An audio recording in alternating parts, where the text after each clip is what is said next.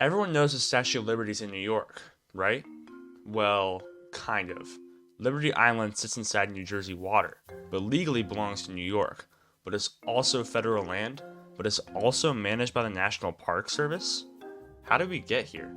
The story goes all the way back to colonial times, when England took over New Netherland from the Dutch. They drew up a document to split the land, but it was a mess. Place names were wrong, the latitude and longitude were off, even the river descriptions didn't line up.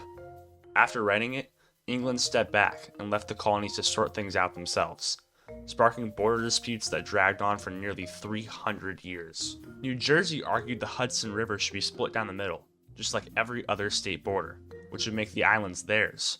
But New York, being the more powerful state, claimed the entire river, including the islands, and even the piers New Jersey built into the water.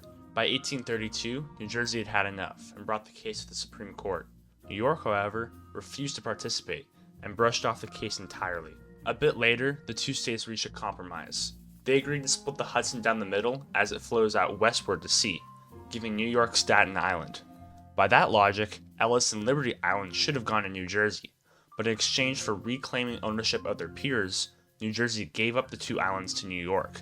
Back then, piers were far more valuable than a couple of small islands. Not long after, the federal government stepped in, seeing Liberty Island as a strategic spot. It built Fort Wood, a star-shaped fort that still stands today as the base of the statue. When France gifted the Statue of Liberty in 1886, it was placed right on top of the fort. But the disputes didn't end there. In the 1980s, New Jersey once again challenged New York's claim. Over the years, Ellis Island has been artificially expanded with landfill, and New Jersey argued those new portions belonged to them. New York claimed landfill came from the subway excavation, but no one could prove it. Eventually, the Supreme Court ruled that everything above the waterline belonged to New York, while the submerged land with any future expansions would belong to New Jersey.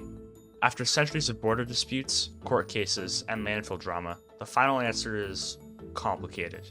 The original Liberty Island belongs to New York. The water and added land belongs to New Jersey. The whole thing is run by the federal government. Makes total sense, doesn't it?